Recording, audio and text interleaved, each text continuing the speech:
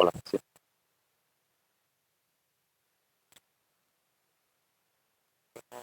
¿Nos de la venia? Bueno, buenos días a todos.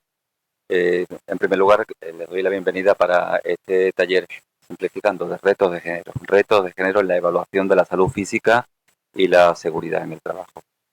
El formato es un taller práctico como otras jornadas. Por supuesto, quiero en primer lugar disculpar al delegado territorial de empleo, don Antonio Agustín. Estaba prevista la inauguración de la jornada por su parte, pero bueno, lo han convocado a una reunión del Consejo Andaluz de Relaciones Laborales y no puede faltar. Por supuesto, igualmente, ¿no? Agradecer a varias personas, ¿no? En primer lugar, a los asistentes, tanto los presenciales como los virtuales. Sois nuestra razón de ser, todo nuestro trabajo, nuestra actividad va encaminado a satisfacer su deseo de conocer, de aprender en materia de seguridad y salud. También, por supuesto, al Departamento de Formación del Centro de Prevención de Riesgos Laborales. Rafael Castillo, a Juan Luis León, darnos la posibilidad de tener estas jornadas, ¿no? y las que nos quedan. También a la participación del Servicio de Fomento y Cultura Preventiva del Instituto Andaluz de Prevención de Riesgos Laborales. Formamos parte de la misma dirección general y colaboramos últimamente en este tipo de actividades. Por supuesto, pues especialmente el agradecimiento a doña Lourdes Monduate, a la que tuve el gusto de conocer hace ya algunos años en un curso de técnicas de negociación que me dejó absolutamente impresionado porque tenía un formato taller asimilable a esta actividad. Y bueno, lo interesante, y yo creo que lo que podemos sacar claro de un curso como este es una visión extremadamente práctica y muy útil para el mundo del trabajo. Indudablemente también le tengo que agradecer su colaboración a su equipo, ¿no? Del Departamento de Psicología Social y colaboradores, investigadores del Laboratorio de Género. A doña Alicia Arenas, doña Nuria Camero, doña Rocío López Cabrera, doña Sara López Corlet y don Francisco San Clemente, todos ellos profesores de la Universidad de Sevilla. Muchísimas gracias. Y bueno, pues eso, prometemos próximas jornadas de esta naturaleza. Le voy a ceder la palabra a doña María de Arca del Instituto Andaluz de Prevención de Riesgos Laborales. Muchas gracias. Bueno, pues muy buenos días a todas las personas que estáis hoy aquí, ustedes, como ha dicho mi compañero José, también en streaming. Gracias por tus palabras, por tu presentación, Jorge. Yo soy María de Arcas, Servicio de Fomento y Cultura Preventiva del Instituto Andaluz de Prevención de Riesgos Laborales. Ahora os comentaré algunas cositas, si no nos conocéis, pero por supuesto quiero empezar dándole las gracias al Centro de Prevención de Riesgos Laborales de Sevilla, no solo por la oportunidad que nos brinda de hacer uso de estas magníficas instalaciones, sino por toda la implicación y el interés que han demostrado en la organización de este taller práctico de género. Gracias, Mabel, gracias, Juan Luis, gracias por supuesto a ti, Jorge, ¿vale? Por todo lo que nos habéis ayudado, ¿no? para que este taller práctico se pueda desarrollar. Y por supuesto, como no podía ser de otra forma, dar las gracias a Lourdes Munduate, directora del Laboratorio Observatorio de Salud Laboral desde la perspectiva de género en Andalucía, y a todo su equipo, porque obviamente son un equipo maravilloso y que todos los días trabajan con mucha profesionalidad. Lourdes, muchísimas gracias siempre por tu interés, por tu positivismo que siempre imprimes al trabajo diario, y gracias por la magnífica gestión que haces del Laboratorio Observatorio de la Universidad de Sevilla. Como os decía, yo os voy a hablar un poquito de lo que es el Instituto Andaluz de Prevención de Riesgos Laborales. Tenéis ahí donde encontrarnos, ¿vale? Yo os quería comentar, para los que no os conozcáis, nosotros somos la agencia administrativa de la Junta de Andalucía, dedicada al fomento de la cultura preventiva y a la mejora de las condiciones de trabajo para las empresas andaluzas. El instituto nació en el año 2006, fruto del diálogo, del espíritu de diálogo entre la Junta de Andalucía y los agentes sociales y económicos, con la intención de trabajar para llevar a cabo medidas consensuadas que permitieran a las empresas andaluzas tener una mejor prevención de riesgos laborales, una mejor gestión de la prevención de riesgos laborales y llegar a soluciones avanzadas que, insisto, pues fueran consensuadas entre todos los agentes que formamos esto que se denomina prevención de riesgos laborales y cultura preventiva. Con este objeto primordial de hacer que todos los lugares de trabajo sean más saludables, el Instituto trabaja desde 3 ejes. El primero de los ejes es el eje de la investigación científica, el segundo es el eje de la transferencia del conocimiento a las empresas andaluzas y el tercero de los ejes, el de la sensibilización. Dentro de este primer eje, el de la investigación científica, a lo que nos dedicamos, a lo que se dedican nuestros laboratorios principalmente, es a desarrollar y mantener una actividad investigadora e innovadora, ¿vale?, en materia de prevención de riesgos laborales, que permite a la Junta de Andalucía elaborar sus programas y sus estrategias con una base científica, ¿vale? Además, investigar en materia de prevención de riesgos laborales nos hace ser innovadores. Esta innovación implementada en las empresas permite que las empresas sean más saludables y, por tanto, que los trabajadores tengan una mejor calidad en el trabajo y una mejor seguridad y salud laboral. Dentro de este eje, como yo decía, se encuentra el laboratorio observatorio que hoy ha organizado este taller práctico, que es el laboratorio observatorio de seguridad laboral desde la perspectiva de género, pero además les acompañan otros 4 laboratorios. El Instituto Andaluz de Prevención de Riesgos Laborales, a través de protocolos y acuerdos de actuación, tiene formada una red de laboratorios observatorios con universidades públicas de Andalucía, que está compuesta por 5. El primero, el de Sevilla, que ya hemos referido.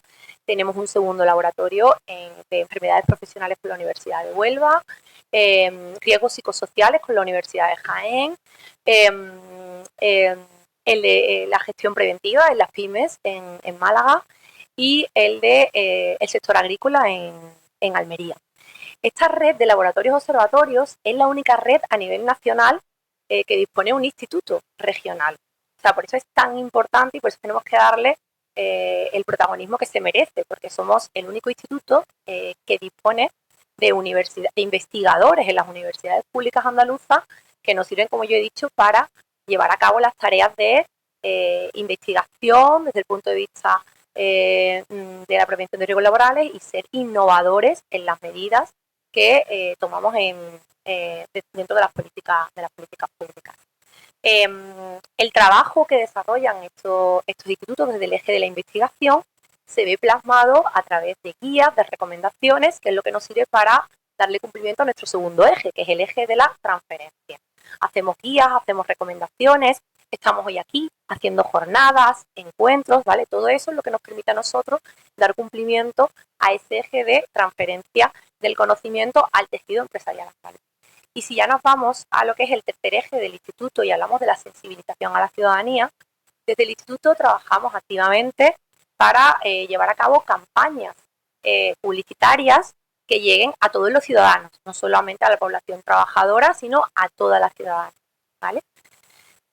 ¿Qué conseguimos con esto o qué pretendemos alcanzar? Bueno, pues nuestro reto es hacer unas alianzas, ¿vale?, que generen cambio en materia de prevención de riesgos laborales, que es verdad que ha habido mucho cambio en prevención de riesgos laborales desde que se aprobó la ley en el año 95, pero todavía tenemos que seguir avanzando.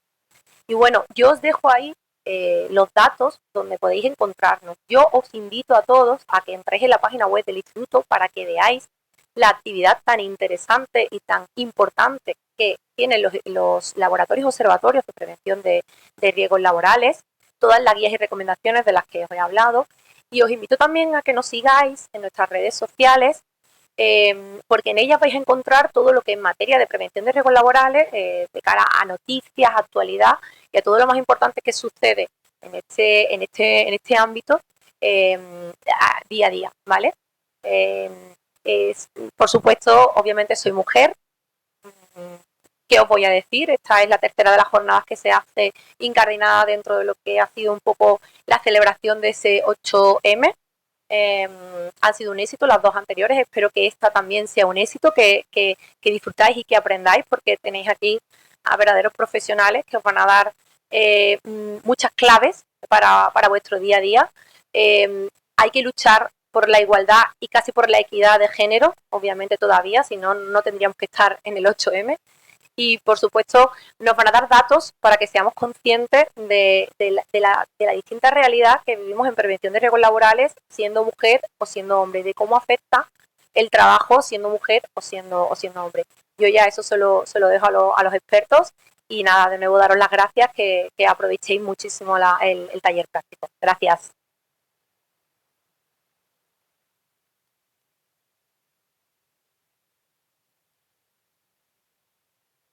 Ahora, a continuación podéis ir subiendo los ponentes de la universidad.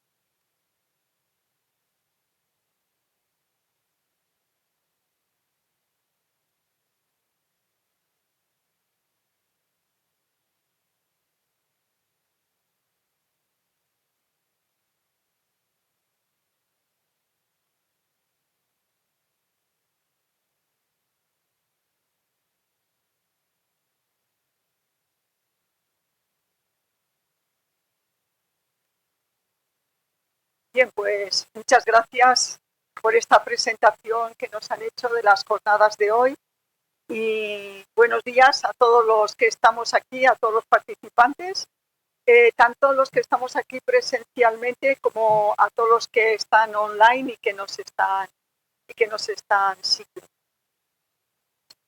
Empiezo por los agradecimientos, que no podía ser de otro modo. En primer lugar, a nuestros anfitriones, al Centro de Prevención de Riesgos Laborales, que nos permite divulgar las actividades que hacemos en el Laboratorio Observatorio de Salud Laboral desde perspectiva de género. Muchas gracias, Jorge, Maribel, Juan Luis, a todo el equipo, a Iván, que ayer nos acompañó también, con toda la intendencia que necesitamos para organizar estas jornadas y por permitirnos ser la correa de transmisión en este sitio. En segundo lugar,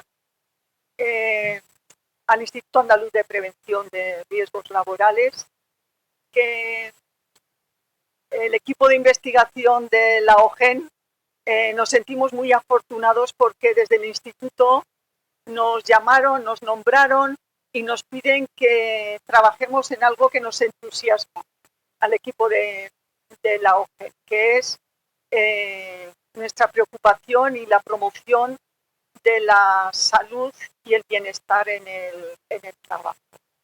Tenemos un apoyo constante. Esto en la administración a veces nos cuesta decir, pero desde luego desde el instituto tenemos un apoyo constante a los trabajos que queremos realizar, a las líneas de investigación que queremos desarrollar, y también tenemos apoyo para organizar estas jornadas, ¿no? Que en el último menos de un mes esta es la tercera jornada que organizamos una en la CEA, la siguiente en el Centro de Prevención de Riesgos Laborales de Málaga y ahora estamos aquí en sí. Y mi tercer agradecimiento, como no, va para las personas que estáis aquí, ¿no? Para todas las personas que estáis interesadas en mejorar, que estáis interesadas en realidad para que los programas y las guías para promover la salud, la seguridad y el bienestar en el trabajo estén comprometidos con la equidad y la justicia de género, que es el tema que vamos a debatir hoy aquí. Por lo tanto, tanto a los que estáis aquí como a los que están online, muchísimas gracias por esta participación. He dicho un poco quiénes somos, ¿no? Además de las personas que estamos aquí en la mesa, tenemos no ha venido todo el equipo, pero sí buena parte del equipo, ¿no? Tenemos a Francisco San Clemente, que va a monitorizar. Ellos dicen que van a estar behind the screen, que están ahí en la intendencia, va a monitorizar a todos los online, en los grupos a todas las personas online que están online, en los grupos de discusión, y a Santiago Renedo, que es quien nos ha recibido al inicio y os ha repartido las carpetas, que ahora os voy a comentar cómo vamos a trabajar. ¿Qué hacemos, no? Es decir, quiénes somos, pero qué hacemos y sobre todo cómo trabajamos en la OGE. Nuestro objetivo es sensibilizar, detectar, sensibilizar, apoyar a las empresas en la implementación de buenas prácticas en este año. ¿Cómo lo hacemos? Pues hoy, la sesión de hoy, las sesiones previas que os he comentado son una buena muestra de cómo lo hacemos. Estamos elaborando una guía de buenas prácticas, nos lo ha pedido la Comisión del Instituto Andaluz de Prevención de Riesgos Laborales. Lo que hemos hecho ha sido, en una primera fase de este proyecto, detectar mediante entrevistas a las empresas que han participado, detectar buenas prácticas en este ámbito. Aprovecho también para agradecer a todas las empresas e instituciones que han colaborado en la detección de estas buenas prácticas, y aprovecho también para pedir vuestra colaboración en todo este proceso que vamos a seguir. El laboratorio, por mucho que nos apoye el Instituto de Prevención de Riesgos Laborales o el Centro de Prevención de Riesgos, son las personas que estéis a pie de obra quienes realmente nos pueden ayudar a implementar las buenas prácticas, a detectar qué se está haciendo y a implementar las buenas prácticas, y en este sentido pedimos vuestra colaboración en general, pero concretamente en el día de hoy os pedimos la colaboración porque en cada una de estas sesiones hemos abordado distintos retos. Hoy vamos a abordar 5 retos con perspectiva de género: el reto de segregación, el reto de segregación horizontal y vertical, el reto de retorno al trabajo, el reto de liderazgo inclusivo y el reto de salud física. Yo presentaré el reto de transición digital. Son los que vamos a abordar, estos 5 retos son los que vamos a abordar en la sesión de hoy. Después de detectar estas buenas prácticas y de la revisión de la literatura, hemos elaborado indicadores y descriptores de estas buenas prácticas, y al finalizar os volveré a explicar, pero lo que os pedimos en los grupos de discusión es que nos deis vuestra opinión si estos indicadores son realistas, si no son realistas, si se adecuan a la realidad de las empresas andaluzas, porque este es el objetivo, adecuar estas herramientas a la realidad de nuestro entorno cultural. Vamos a comenzar con unos datos del entorno europeo, del Instituto Europeo de Igualdad de Género. Paco, cuando quieras, os vamos a presentar algunos datos, alguna evidencia empírica, para después adaptarnos al contexto andaluz, que es el objetivo de la ONU.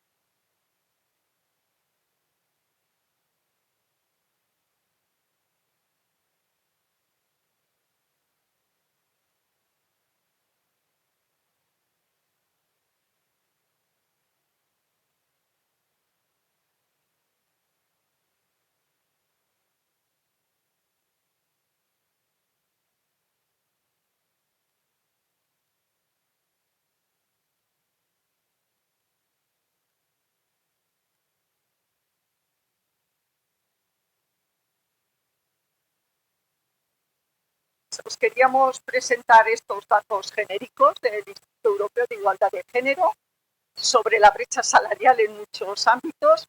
A continuación vamos a hacer una breve presentación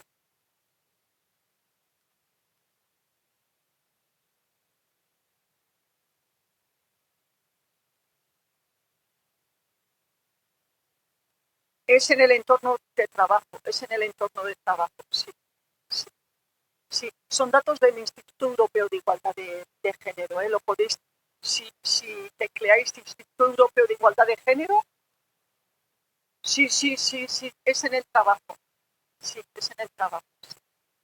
Bien, como os decía, vamos a abordar 5 retos, vamos a hacer la metodología va a consistir para esta mañana en hacer una breve presentación de estos retos, de cuál es la situación.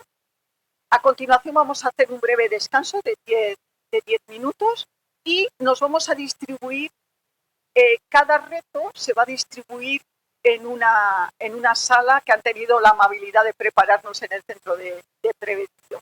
Os hemos distribuido carpetas de distintos colores porque cada carpeta está relacionada con uno de los retos, ¿de acuerdo? Entonces, todos los que tengáis carpeta de un color nos vamos a una sala, en las salas están indicadas con el color el reto que vais a trabajar en esa sala para que los 5 retos puedan recibir vuestro feedback sobre este instrumento de evaluación. El instrumento de evaluación es un instrumento, aunque os lo describamos después un poco más detenidamente, de autodiagnóstico. Lo que pretendemos es que las propias empresas sean capaces de evaluarse de cuál es su situación, cuál es su perfil en estos distintos retos y en qué ámbitos deberían de mejorar, ¿no? Este es el objetivo en el que nos gustaría que nos dieseis feedback sobre lo que estamos trabajando. Muy bien, pues vamos a comenzar con el reto sobre segregación. Sí.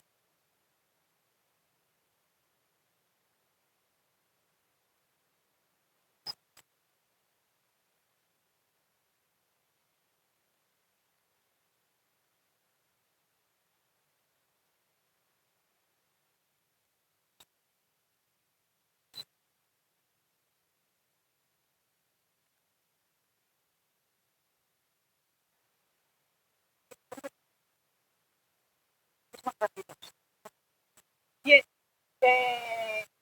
vamos a comenzar, como os he dicho, con el reto de... Bueno, esta era la primera diapositiva en el que estamos todo el equipo de investigación que estamos aquí presentes, no todo el equipo, sino los que estamos aquí presentes. Y ahora vamos a comenzar con el reto de segregación.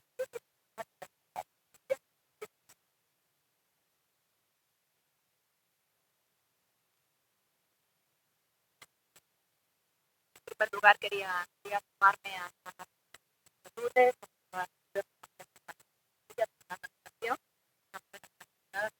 da muchísimo el llegar y empezar a trabajar y también al Instituto de Prevención de Discapacidad. Por supuesto, a todos los que estáis aquí, también viendo esta jornada, esperamos que os sean muy útiles.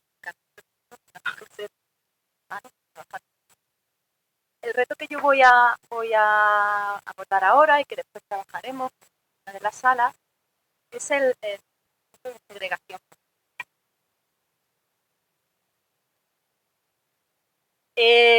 La segregación por género se ha convertido en un área prioritaria si queremos incorporar la perspectiva de género a la segregación al diagnóstico y a la intervención de la salud laboral. Y lo es debido a el impacto que tiene la segregación en la exposición que hacen hombres y mujeres a los distintos riesgos laborales. Por ende, a la exposición o al cuidado de la salud y del bienestar en el trabajo de ambos. Para entender este impacto, es importante primero conocer cuáles son los dos tipos de segregación que se pueden dar en el lugar. Una parte es la segregación horizontal, que es la tendencia a ocupar puestos de trabajo o a ocupar sectores de actividad laboral distintas hombres y mujeres. Las mujeres, como ya sabéis, ocupando ese rol tradicional de ser las responsables del cuidado y del mantenimiento del hogar y de la familia, y están más presentes en sectores muy feminizados, como son, ya sabéis, la sanidad, la educación, servicios de limpieza, servicios sociales, el comercio. Después hay otros sectores que también están muy masculinizados, como son la construcción y todas aquellas profesiones relacionadas con la ciencia, tecnología, tecnología. El otro tipo de segregación es la segregación vertical, la dificultad que tienen las mujeres de acceder a puestos directivos o puestos de responsabilidad.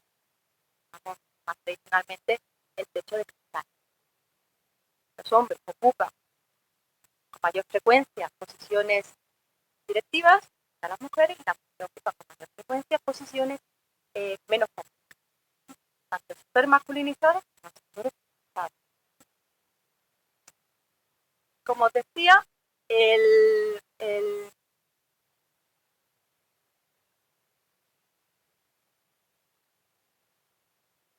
me aparecen aquí.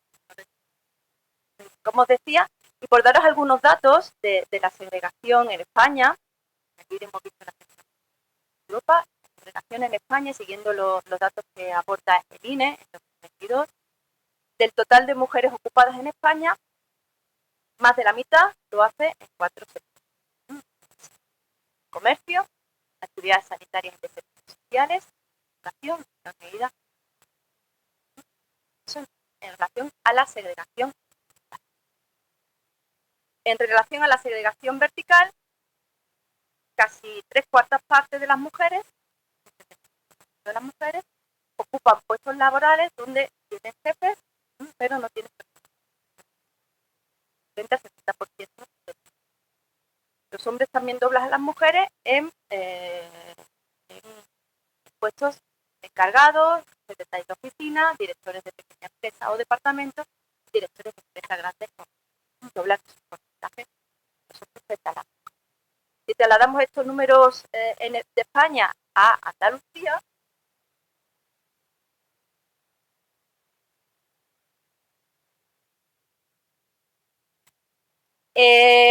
los porcentajes de distribución son muy similares, ¿no? Las mujeres tienen mayor presencia en sectores como la sanidad, la educación, el comercio, la alimentación y los servicios de limpieza, y también están mucho menos representadas en los puestos de trabajo.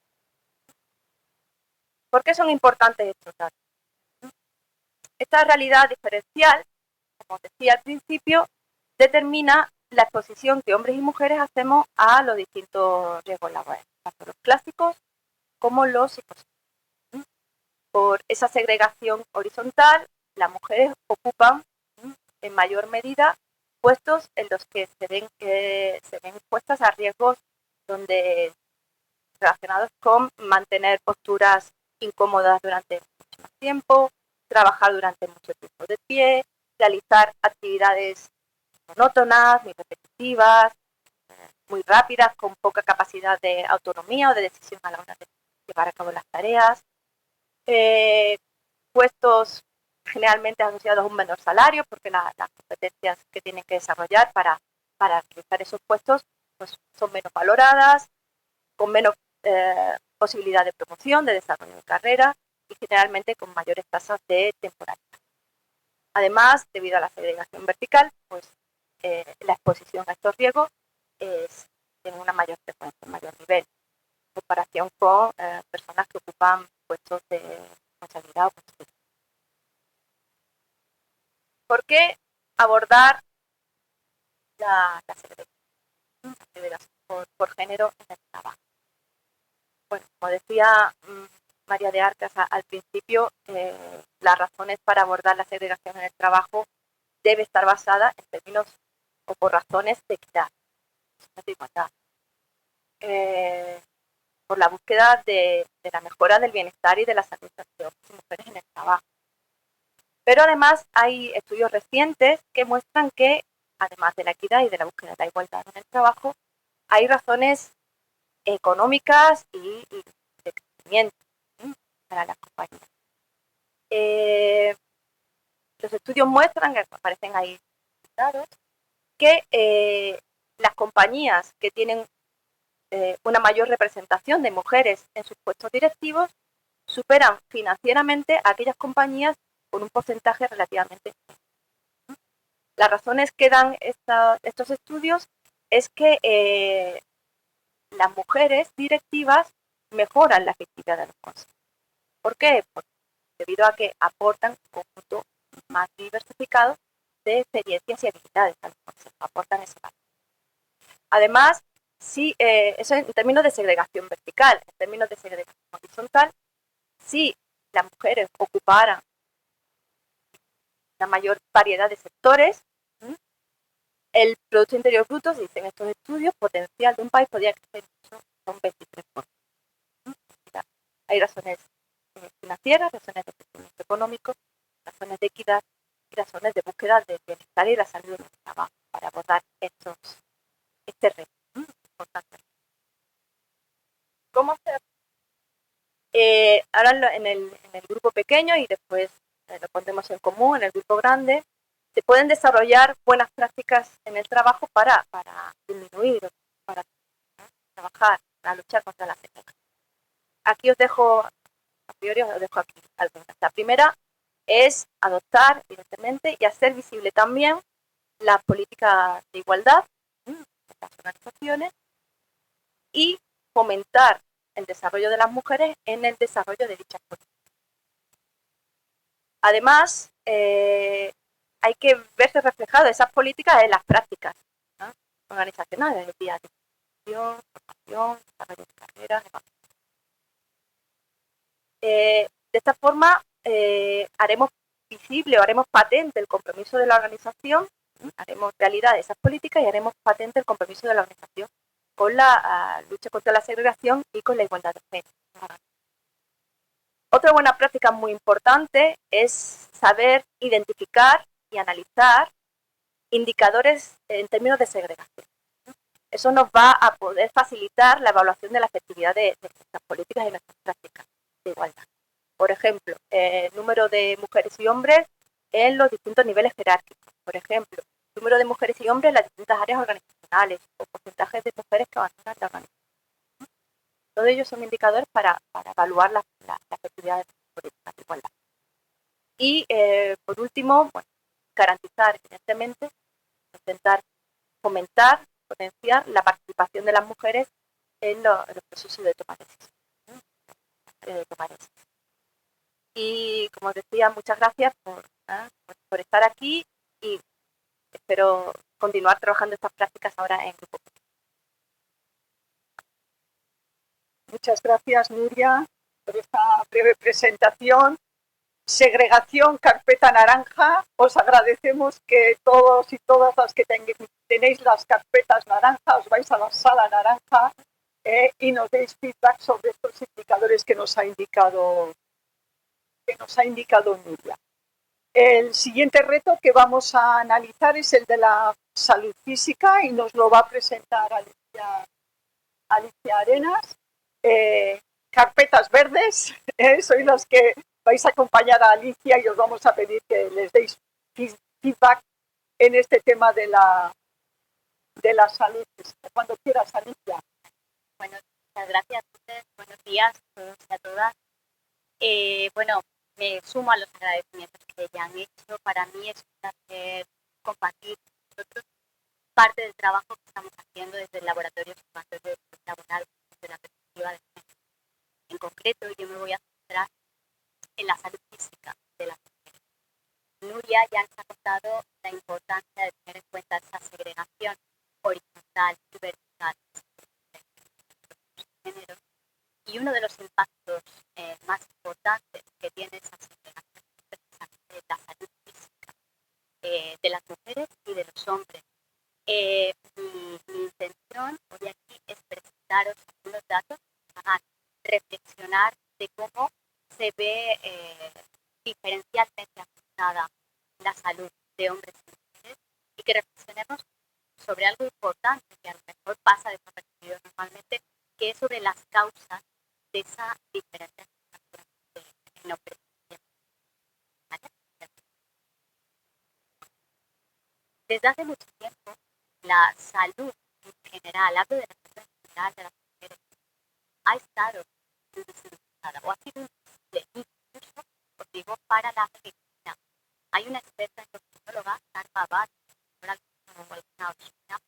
que ha escrito precisamente sobre cómo los ensayos de medicamentos se hacían hasta hace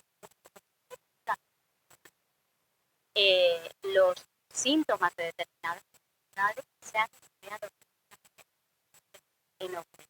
Y eso ha hecho que las personas hayan estado y si no conocemos esas diferencias en sintomatología o en cómo afectan los tratamientos a otras mujeres, es difícil poder atender a ambos de manera igualitaria. Por ejemplo, también otro elemento importante es la diferente socialización que tenemos con los hombres. Los hombres tardan más en fijarse y muchas veces, y hay datos sobre ello, los hombres acuden al hospital directamente a urgencias, sin embargo las mujeres acuden más mayor atención. Es decir, ya en el propio tratamiento de las enfermedades estamos haciendo esa diferencia. Por poneros algún ejemplo de datos concretos de enfermedades concretas, según el Instituto Nacional de Estadística, la mujer tiene una doble probabilidad de morir mayor que el hombre. De hecho, las enfermedades son las más porque, por ejemplo, hay datos internacionales que avalan que la enfermedad cardiovascular en las mujeres adultas se subestima, pasa desapercibida porque la sintomatología porque el acercamiento cuando una mujer se queja de determinados síntomas, pues será ansiedad, será depresión, será que estás cansada, se asocia a otro tipo de enfermedad y no, por ejemplo, al caso de la enfermedad cardiovascular. Por tanto, eso ya está creando de entrada diferencias a la hora de afrontar la enfermedad y, por supuesto, del tratamiento. También, por supuesto, eso que os comento de la salud en general, debemos tener en cuenta el género debe estar presente en la sociedad y especialmente, sobre todo, en el ámbito de la protección de derechos humanos. Los hombres y las mujeres no son iguales biológicamente, y las actividades profesionales que realizan, que ya nos gustaba esa segregación horizontal, vertical, las condiciones de trabajo y la forma que son tratados por la sociedad también son diferentes. Por tanto, existen no solo diferentes de género. Y eso hace que los riesgos a los que están sujetos sean diferentes y causen o tengan consecuencias diferentes para la salud en otros. No me voy a detener porque ya los ejemplos que estudian trabajan en sectores específicos, también tienen que equilibrar doble responsabilidad en el lugar de trabajo, cuentan con poca representación en lugares de decisión y supervisión, son físicamente distintas a los hombres, eso llevará aparejado determinadas necesidades de ahora, y con frecuencia se subestima la carga de trabajo que tienen las mujeres en los trabajos que ocupan. Por ello, como decía, la prevención de riesgos laborales es un lugar muy importante en la prevención de género. La última, la nueva estrategia de seguridad y salud del trabajo, que acaba de salir, precisamente introduce esta perspectiva de género. Hemos visto en los últimos 20 años, me parece tanto en el año 2000, las mujeres presentes en el mercado laboral eran 20 años de casi 10 años más, de 45 de presencia de las mujeres.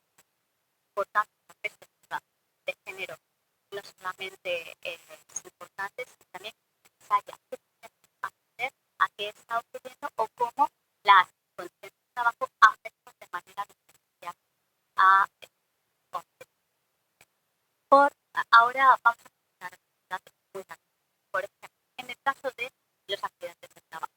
Cuando atendemos a datos absolutos, las encuestas nacionales, europeas o incluso andalusas nos dicen que los hombres se accidentan más, excepto en el 2020, un 2,2 veces. Sin embargo, si nos vamos a la incidencia por ocupaciones, que ya hemos visto que es diferente en hombres y mujeres, vemos que las mujeres se accidentan más en sectores financieros, de seguros, por supuesto, educación, salud, servicios sociales. Por tanto, es importante atender a los accidentes de trabajo de hombres y de mujeres y en las ocupaciones donde están. En cuanto a las enfermedades profesionales, de nuevo, cuando vamos a dar el número de enfermedades profesionales informadas por hombres es más alto. Sin embargo, la incidencia, si tenemos en cuenta la ocupación, la edad, la antigüedad, pues el sexo, estamos hablando de que las mujeres sufren un 50% más de enfermedades profesionales. En el caso de los accidentes de trabajo hay un efecto crucial. Las mujeres en el año 2021 tuvieron un 54% de accidentes de trabajo iniciales. ¿Y por qué puede ocurrir esto? Es decir, el número de accidentes de trabajo fue mayor en las mujeres que en los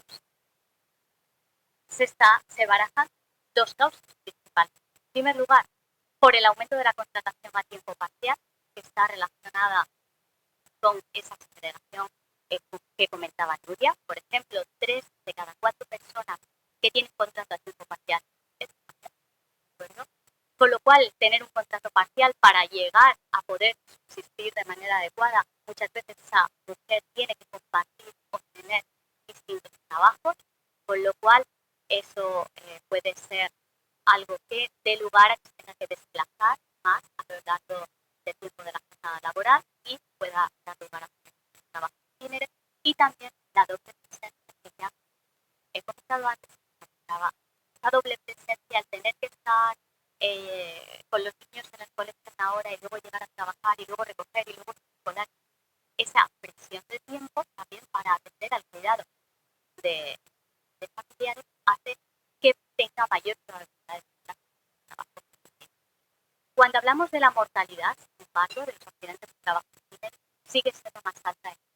Todos los estudios de movilidad nos dicen que el 80% de los hombres se desplazan en su vehículo propio, de su hogar hasta el lugar de trabajo. Por lo tanto, en los accidentes con consecuencias mortales siguen siendo los hombres. Como decía antes, en las enfermedades profesionales también encontramos diferencias cuando se atiende a la ocupación. Vamos a ver aquí, por ejemplo, tienen en pantalla la línea morada, el color morado hace referencia a las mujeres, el color rojo a los hombres. Cuando atendemos a la incidencia de los casos de las enfermedades profesionales, vemos que a partir del 2012 la tendencia se invirtió y son las mujeres quienes informan de mayor, quienes explican mayor partes de enfermedades profesionales. Especialmente, por ejemplo, es llamativo entre el 2018 y 2019.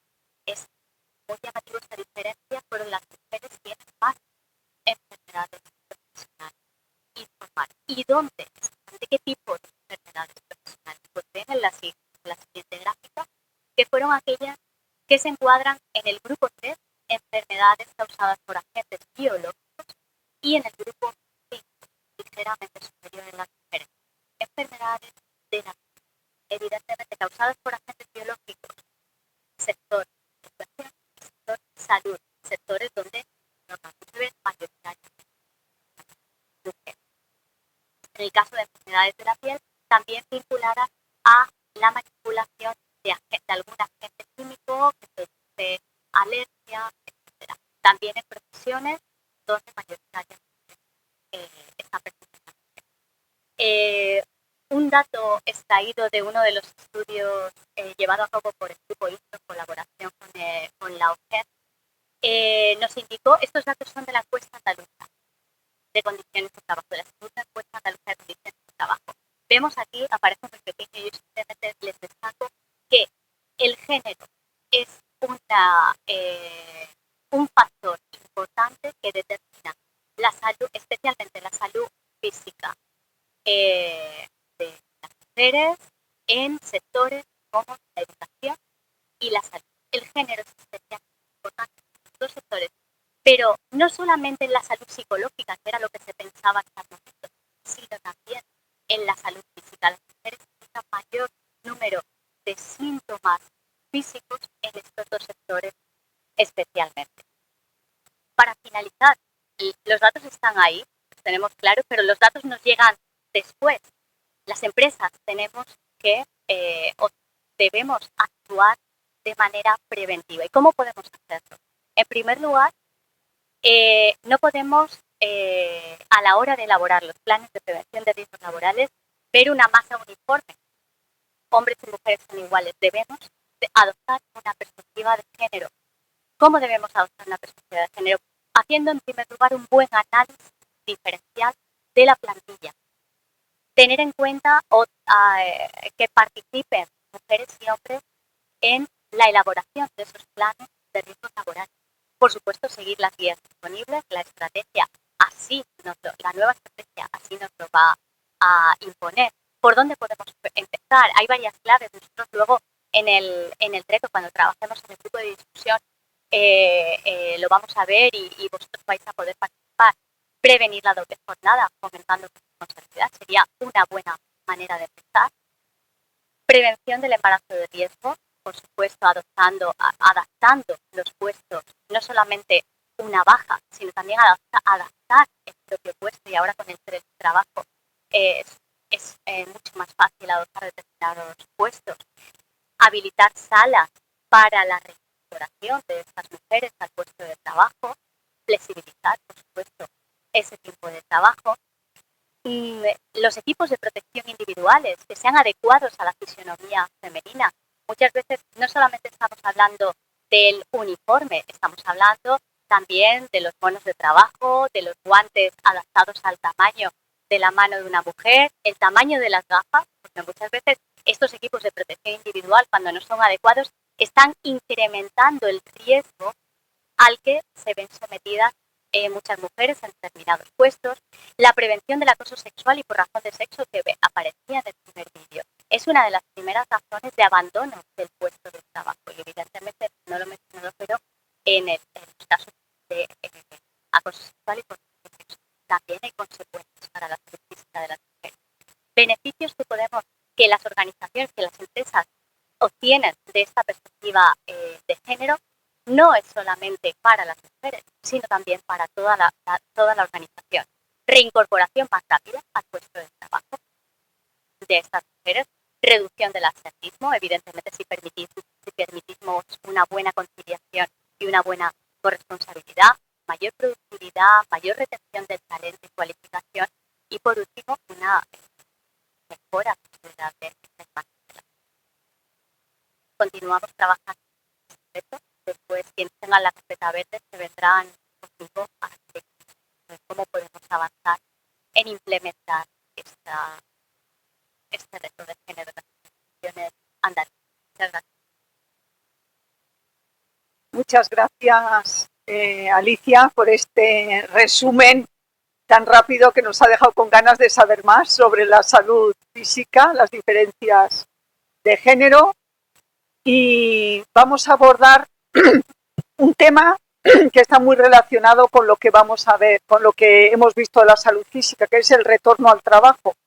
No solo ante la salud física, también la salud mental, ¿no? Un tema también de mucha actualidad, aunque no lo trabajamos en este reto, en esta sesión concretamente. Pues os dejo con Sara Corlet, que nos comente brevemente este reto, y quienes tengáis carpeta roja,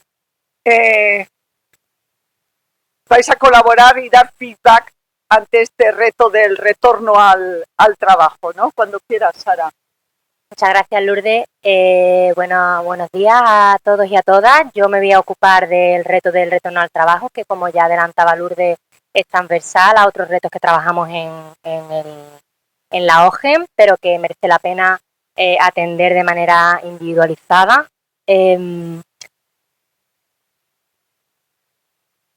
El retorno al trabajo o la reincorporación de la persona trabajadora a su puesto de trabajo tras un periodo de inactividad laboral debe hacerse de una manera sostenible por una serie de razones. En primer lugar, porque favorece la calidad de vida de la persona que se reincorpora a su puesto de trabajo. Segundo, porque reduce los costes para la empresa en términos de productividad, en términos de incentivo laboral y contratación. Y después, porque supone una serie de costes en sanidad y desempleo para el Estado. La OIT en 2020 ya sugirió que se debería adoptar una perspectiva de género en el ámbito del retorno al trabajo. ¿Por qué? Porque el retorno al trabajo es diferente para hombres y mujeres en una serie de aspectos clave, ¿no? Uno de los determinantes fundamentales de esta diferencia entre hombres y mujeres en el retorno al trabajo son los roles de género. El rol de mujer como cuidadora y el rol de hombre como proveedor de la familia hace que las cargas familiares y de trabajo estén desequilibradas en muchas ocasiones, ¿no? También esta idea estereotípica del hombre fuerte y la mujer débil hace que la percepción de la propia salud sea diferente para hombres y para mujeres. Vale, ahora vamos a ver en una serie de ámbitos en los que es importante introducir la perspectiva de género. La primera es el retorno al trabajo por problemas de salud física o mental. El segundo nos centramos en la maternidad y en la paternidad. Y en tercer lugar hablaremos del retorno al trabajo por la reasignación de sexo, ¿vale? Bueno, cuando nos centramos en el retorno al trabajo por problemas de salud física o mental, se encuentra... no sé... Vale, perdón.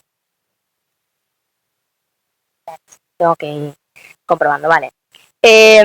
Cuando hablamos de salud física o mental, encontramos que hay diferencias entre hombres y mujeres con independencia del problema de salud del que estamos hablando. En primer lugar, es importante hablar de la doble carga de trabajo y de cuidados, que ya han adelantado mis compañeras, pero que se refiere a esa doble carga que tienen fundamentalmente las mujeres que se ocupan tanto de su trabajo como del cuidado de personas dependientes.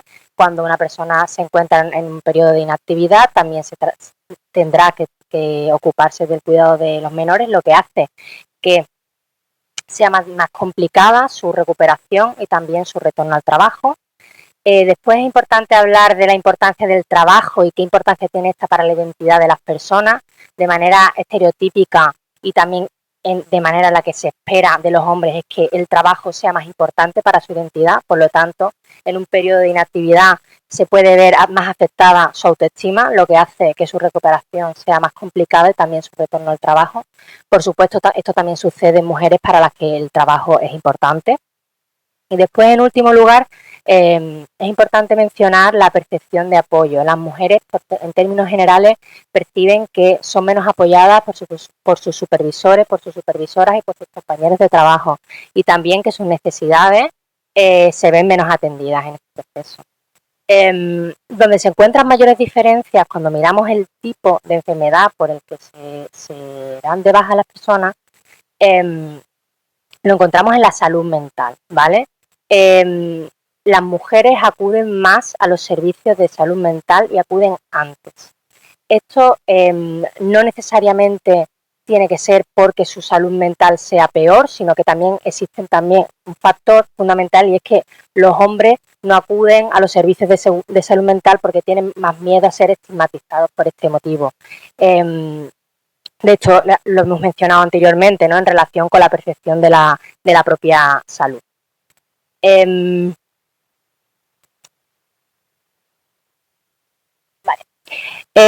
cuanto al retorno tras el permiso de maternidad y paternidad, encontramos también diferencias entre madres y padres, ¿vale? Cuando nos centramos en las madres y el retorno al trabajo, se encuentran sobre todo las madres primerizas con esta doble carga de cuidado que hemos mencionado anteriormente y que puede dificultar su balance entre familia y trabajo. Después también el 37% de las trabajadoras que se convierten en madres se han sentido discriminadas, ya sea en situaciones de promoción de empleo, de acceso al empleo. Y por último, algunas mujeres ven incompatibilidad con la lactancia cuando se reincorporan al trabajo. Todos estos factores pueden estar trabajando de manera conjunta para que la tasa de empleo disminuya una vez las mujeres trabajadoras se convierten en madres. Después, cuando nos centramos en los padres, encontramos que aunque los permisos de paternidad han aumentado y estos se acogen más a las políticas de conciliación, en ocasiones se encuentran con actitudes negativas y represalias por parte de las empresas. Y por lo tanto dificultan también su retorno al trabajo y también dificultan lo que es liberar esta doble carga que existe en las mujeres.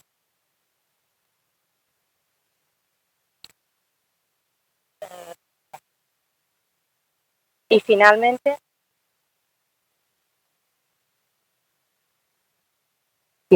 este tema, que no ha recibido mucha atención, pero en el contexto de la nueva ley trans creo que es importante mencionarlo, está el retorno tras la reasignación de sexo. Las personas transgénero, que son personas cuya identidad de género, hombre o mujer, no se alinea con su sexo, masculino o femenino, en ocasiones llevan a cabo una transición médica, que son una serie de procedimientos médicos que hace que se alinee su identidad de género con su expresión de género, ¿no? Esto hace que se vean, que se encuentren en un periodo de inactividad laboral de manera temporal y que se reincorporen al trabajo. En el contexto español no existen datos sobre cómo se realizan este tipo de procesos. Quizá porque estamos tratando de un grupo minorizado, ¿no? Pero sí que se encuentra en la literatura una serie de dificultades que creo que es importante mencionar.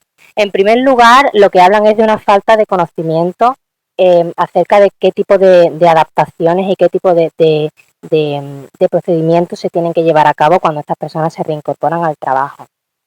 Después también se encuentran con situaciones discriminatorias, en ocasiones por falta de conocimiento sobre la realidad de las personas trans y en otras ocasiones por actitudes negativas, ¿no? a este tipo de personas. Y finalmente está relacionado con la privacidad y la confidencialidad del proceso del retorno al trabajo. Es importante que exista un diálogo con la persona trans para saber qué información quiere que se mantenga privada y qué información es importante que sea pública. Por ejemplo, quizás sí que es importante que se conozca el nombre, si se cambia de nombre, el nombre que se conozca a los diferentes niveles de la empresa, pero no los tipos de procedimientos médicos a los que somete la persona. Y para finalizar, me gustaría mencionar algunas buenas prácticas para hacer un retorno al trabajo sostenible. En primer lugar, explorar los riesgos de manera desagregada por sexo. Asegurar el apoyo social y emocional necesario en este proceso de retorno al trabajo para hombres y para mujeres, sobre todo por parte de los supervisores y supervisoras que funcionan como roles como modelos para el resto de compañeros y compañeras. Después, que las políticas de conciliación sean accesibles tanto para hombres y para mujeres sin represalias. Que las personas que retornan al trabajo participen en el rediseño y en las adaptaciones de su puesto. Proteger la lactancia, proporcionando espacios para la extracción de la leche, para su almacenamiento, o haciendo adaptaciones como el teletrabajo para las mujeres que quieran que usen la lactancia. La implementación de políticas antidiscriminación y acoso para las personas que retornan al trabajo. También que las empresas tengan sus planes de transición, planes de actuación para las personas que retornan al trabajo tras una reasignación de sexo. Y finalmente que se proporcione formación en cada una de las causas por las que las personas se dan de baja en el trabajo y por consiguiente retornan al trabajo, ¿vale? Muchas gracias. Ahora yo soy el grupo de retorno al trabajo, que es el rojo, y bueno, tengo muchas ganas de saber qué os parecen los indicadores y los descriptores que están relacionados conmigo. Muchas gracias. Muy bien, muchas gracias, Sara, por esta presentación. Vamos al penúltimo reto, Desde la OGEN consideramos que primero, que la salud, la seguridad y el bienestar en el trabajo son valores estratégicos de las organizaciones resilientes. No es algo instrumental, sino que es fundamental para las personas, pero también para las propias organizaciones. Y que esto no puede ser independiente de un clima inclusivo en las organizaciones. No puede haber inclusividad de las mujeres si no hay un clima inclusivo hacia otros ámbitos más vulnerables, ¿no? Como puede ser una diversidad funcional, religiosa, etcétera. Entonces, de lo que estamos hablando en la OGEN también es de promover una cultura y lo que hoy se conoce como DEI, ¿no? D de diversidad, E de equidad y de inclusión, que es lo que estamos trabajando actualmente en las empresas, ¿no? Que tengan una cultura DEI, que se promueva esta promoción de la diversidad y que no solo las mujeres, sino también otros colectivos se encuentren en un entorno inclusivo y especialmente a las mujeres cuando hay una interseccionalidad, ¿no? Cuando además del género, esto se cruza con una diversidad funcional, ¿no? Una minusvalía, etcétera, o una minoría étnica, ¿no? Entonces ya nos encontramos con una falla demográfica, ¿no? Muy difícil de superar. Es por esto que vamos a tratar el tema del liderazgo inclusivo, es decir, cómo se puede promover desde las organizaciones, desde el liderazgo, desde las personas que ejercen tareas directivas, el promover esta cultura inclusiva. Y la breve presentación nos la va a hacer Rocío López Cabrera. Y adelante, Rocío, cuando quieras. Muchas gracias, Lourdes. Buenos días a todos. Encantada de estar aquí con todos ustedes y poder compartir el trabajo que hacemos, tanto ahora como luego en las sesiones de grupo pequeño. Como comentaba Lourdes Munduate, yo voy a presentaros el liderazgo inclusivo, que es un reto más de lo que estamos trabajando en la OGEN, pero que al fin y al cabo es también una herramienta a disposición de las organizaciones, a disposición de las personas que gestionan a otras personas dentro del ámbito laboral para facilitar esa inclusión.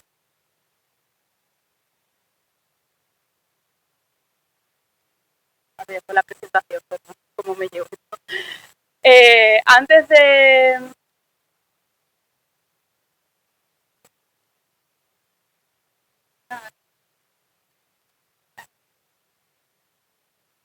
Pues déjalo. Perfecto. Como comentaba, ¿no?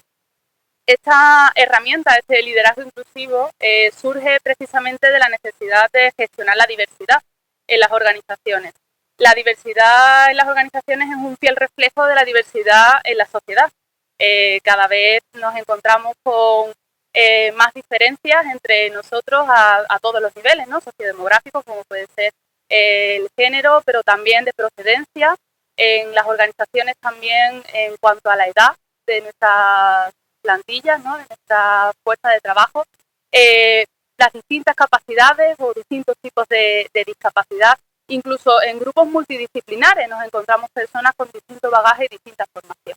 En las organizaciones eso hay que saber gestionarlo para sacar el máximo provecho en cuanto a objetivos, pero también en cuanto a bienestar y satisfacción de las personas que conforman nuestros equipos de trabajo.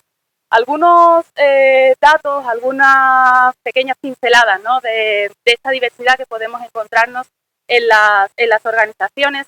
Es verdad que en los últimos años hemos mejorado en términos de diversidad en el ámbito organizacional.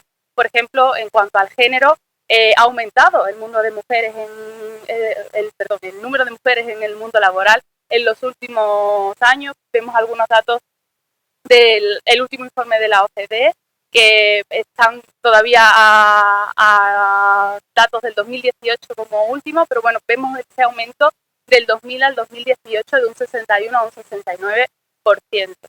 Pero sin embargo, iremos viéndolo en las distintas diversidades, aunque hay un aumento de la diversidad, hay que tener en cuenta cómo se gestiona eso a nivel inclusión, que son dos cosas diferentes como ahora lo veremos. Aumenta el número, pero sin embargo tienen un 12% menos de probabilidades de desempeñar un trabajo remunerado. O como indica el Índice Europeo de Igualdad de Género en el año 2021, todavía necesitaríamos 3 generaciones para alcanzar lo que es la igualdad en las organizaciones en términos de hombres y mujeres. Otro de los motivos de diversidad, como comentaba, puede ser la edad, precisamente. Hoy en día el grupo de edad entre 55 y 64 años ha crecido, ha ido aumentando en los últimos años. Está relacionado, por ejemplo, como comentaba mi compañera Sara, ¿no?, con el reto del retorno al trabajo, en circunstancias que se han podido dar de personas que han dejado de trabajar en algún momento de su vida y se reincorporan al mercado laboral con una edad más avanzada. En cuanto a la discapacidad, el 15% de la población en edad de trabajo informa tener discapacidad o algún problema de salud crónico. Pero, sin embargo, dentro de estas personas con discapacidad, solamente el 50,8% tiene empleo, en comparación con el 75% de las personas sin discapacidad. Tenemos que hacer estas comparativas porque cuando vemos datos, ¿ha aumentado la diversidad en las organizaciones? Sí, pero hay que saber gestionar esa diversidad. Y ese es el objetivo precisamente del liderazgo inclusivo. Como comentaba, por finalizar, en cuanto a las personas LGTB, también tenemos esta dicotomía, incluso en la movilidad entre países en la OCDE. Por ir aterrizando en el liderazgo, esa comparativa que les comentaba, he puesto estas imágenes porque me parece muy representativa. En nuestras organizaciones tenemos personas diversas, pero sin embargo, esa diversidad hay que gestionarla para que formen un grupo de verdad con un objetivo, como vemos en las dos imágenes, ¿no? La inclusión tiene ventajas para la organización, además de para las personas que forman parte de ella, ¿no? Los grupos diversos e inclusivos encontramos que hay más creatividad y además la rentabilidad aumenta en este tipo de empresas y de organizaciones.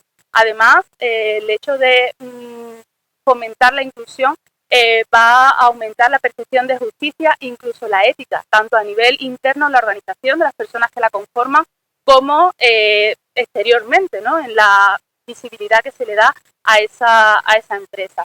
También va a fomentar la retención del talento y el compromiso de las personas que forman parte de la organización. Hoy en día retener el talento es una tarea ardua en muchas circunstancias. Como decíamos, ¿no?, la movilidad permite que vayamos de un país a otro, pero sin embargo las organizaciones queremos retener a esas personas que formamos, que forman parte de nuestros equipos y queremos que sigan formando parte de ella. La inclusión es una herramienta y el liderazgo inclusivo es una herramienta que podemos utilizar a ese respecto. Y por último, por supuesto, mayor satisfacción y mayor salud, que hemos comentado también en el reto de salud física, perdón. En este sentido, ¿cómo conseguimos? Esto está muy bien, pero ¿cómo conseguimos que nuestras empresas mejoren en este sentido y fomenten esa inclusión? En este caso, el rol de los responsables y de los líderes es fundamental, como agentes de cambio, como vehículos para transmitir esos valores dentro de la organización al resto de las personas que la conforman. Y que de alguna manera, como veremos a continuación, no solamente tengamos un liderazgo inclusivo, sino que alcancemos ese clima de inclusión y esa cultura inclusiva a nivel organizacional. Que todas las personas de la organización estén involucradas en este proceso y en esos valores. En este sentido, también destacar, como comentaba Lourdes en la presentación, muchas veces nos encontramos ese doble factor de diversidad, ¿no? En el caso del género, que sobre todo es lo que se trabaja desde la OGEN, encontramos a mujeres que también además comparten otra fuente de diversidad, por ejemplo, mujeres con discapacidad. Es un doble riesgo en cuanto a la discriminación, en cuanto al estigma, que este tipo de líderes, del liderazgo inclusivo, también deben tener en cuenta y que es muy importante ese apoyo del resto de compañeros de la organización, que este tipo de liderazgo pretende fomentar ese proceso. ¿Qué es el liderazgo inclusivo? Llevo un rato haciendo referencia a él, pero ¿en qué se diferencia de otros tipos de liderazgo que, como ustedes conocerán, bueno, pues hay muchos, ¿no? El liderazgo inclusivo tiene dos factores que van muy en la línea de la definición de inclusión, que es el sentido de pertenencia y el mantener un sentido de unicidad. Unicidad que viene a ser la individualidad de cada persona, ese significado de cada uno de nosotros. En el sentido de pertenencia, lo que se recoge es ese formar parte del grupo, ese ser una pieza del puzzle que encaja con el resto de la organización, que puede formar parte de la toma de decisiones, que tiene voz dentro de la organización, que pertenece al grupo. Sin embargo, aunque tiene voz y forma parte de esa toma de decisiones, puede mantener su singularidad, que es fundamental, porque al final la diversidad es un factor positivo en las organizaciones y así hay que verlo. Con lo cual, este liderazgo nos va a permitir que formando parte del grupo podamos mantener eso especial que cada uno de nosotros puede aportar en términos de diversidad, como comentaba, ¿no? De todas las que hemos ido mencionando, pero aquí no hay dos personas iguales, seguramente, si formamos parte de la misma organización. Con lo cual, eso también es algo que fomenta este tipo de liderazgo, fomentar esa cooperación en equipos diversos que puede también prevenir, es una herramienta de prevención, de discriminación, de conflicto y de estigma. Precisamente, como hacía referencia antes, eso es lo que nos va a diferenciar este estilo de liderazgo de otros. Normalmente cuando estudiamos liderazgo nos centramos en la figura del líder. Sin embargo, en el liderazgo inclusivo tenemos también en cuenta al resto de la organización. En qué medida ese comportamiento del líder va a filtrarse al resto de personas que conforman la organización. Por lo tanto, nos vamos a centrar no solamente en la figura del líder, sino también en el contexto organizacional, que es fundamental cuando hablamos de diversidad y de integración de los miembros del equipo. Para hacernos una idea de las repercusiones que puede tener el liderazgo inclusivo, en cuanto al fomento de la seguridad psicológica y de la confianza, mediante estos dos mecanismos nos va a permitir mejorar el clima inclusivo, ¿no? Como hacía referencia anteriormente, y en última instancia la satisfacción y el bienestar de los miembros de la red. Y para finalizar, que lo comentaremos en la próxima sesión, algunas buenas prácticas. Como decía, ¿no? Nos hemos centrado mucho en ese sentido de pertenencia, en ese sentido de que cada persona es única en la organización. A nivel de líder, también debemos tener en cuenta esa toma de conciencia de los propios sesgos. Si vamos a ser un referente y vamos a ser un ejemplo para el resto de miembros de la organización, tenemos que ser conscientes si tenemos algún sesgo que nos pueda afectar en esos procesos organizacionales y en nuestra propia toma de decisión. La flexibilidad y la gestión emocional también, como veremos anteriormente, y para finalizar, el compromiso con la diversidad y la inclusión, el ser referente, como decía, y ejemplo para el resto de la organización. Desarrollaremos estas buenas prácticas en la próxima sesión y, por mi parte, encantada de conocer también su opinión y qué les parece este liderazgo y las distintas buenas prácticas que presentamos. Muchas gracias. Muchas gracias, Rocío. En el grupo de discusión, no sé lo que vais a comentar, pero a mí, como llevamos mucho tiempo hablando de gestión de la diversidad, decimos, ¿y ahora qué más? ¿No? Pues a mí me gusta una frase que dice que, la habéis podido oír, ¿no? Que dice que gestionar la diversidad es invitar a personas diversas a una fiesta. Pero la inclusión es invitarles a bailar. Entonces está bien que tengamos diversidad en las organizaciones, pero además, como decía Rocío, que las tengamos realmente haciendo, ¿no? Que sea talento, que sea gestión del talento, el clima de inclusividad. Yo en 2 minutos voy a presentar gestión de la liderazgo inclusivo, carpeta violeta, que vais a estar con Rocío, y voy a hablar brevemente de la carpeta azul, que es la transición digital. Lo que voy a decir de la transición digital, muchas cosas las sabemos, se nos ha presentado como una panacea, clásicamente para compaginar el rol de mujeres con niños y el desarrollo de la carrera profesional. pero esto también ha dado lugar al doble turno y ha dado lugar al tecnoestrés, es decir, el doble turno es un círculo vicioso. El doble turno impide el hacer tantas cosas, es decir, ese eslabón flexible que nos hemos convertido durante la pandemia, y muchas mujeres hemos vivido esta situación cuando no teníamos colegios, cuando no teníamos abuelos, abuelas. Las abuelas que nos ocupamos de muchas tareas de nuestros nietos, muchas veces lo hacemos con gran agrado, pero otras veces también nos cansa. Y durante la pandemia las madres que no han podido tener estos recursos se han convertido en el eslabón flexible, ¿no? para todas estas tareas. Y ya sabemos que la fortaleza de una cadena se mide por el eslabón más débil, y en este caso las mujeres hemos sido un eslabón débil. En nuestro grupo de investigación cuidamos mucho a becarios, becarias, ¿no? Tenemos aquí a Sara todavía de becaria, tenemos a Santiago de becario, tenemos a Celia, y procuramos cuidarles porque eso es lo que, cuando estas personas se desarrollan profesionalmente, como le ha sucedido a Rocío, que ha sido becaria hasta recientemente, pero la hemos apoyado, bueno, y ella no necesitaba mucho apoyo, y ahora se nos va a ir, ¿no? Dentro de unos meses, porque profesionalmente ha madurado, pero esperemos que vuelva, porque esto es lo que da fortaleza al equipo. Por lo tanto, aquí hablamos de qué pasa con las mujeres, por ejemplo, cuando tenemos otra diversidad.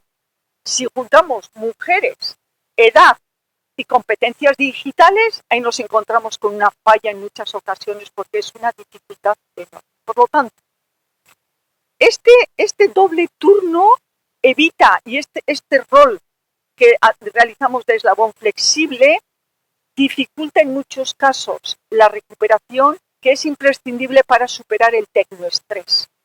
Quiero poner sobre la mesa que investigadoras que me acompañan, dirigidas por Alicia Arenas, investigadores de la OGEN, han desarrollado el instrumento de evaluación, un instrumento internacional de evaluación, el tecnoestrés, es decir, qué factores contribuyen y qué factores inhiben las situaciones de tecnoestrés, ¿no? Y bueno, esperemos que sea un instrumento que nos sirva efectivamente para evaluar todos estos aspectos que estoy comentando. La siguiente diapositiva que tengo es sobre el índice de igualdad de género. No lo voy a comentar porque hemos puesto antes un breve corto de 2 minutos. Solamente voy a hacer mención a la situación en España, ¿no? Estamos por encima en lo que es la igualdad de género en el trabajo.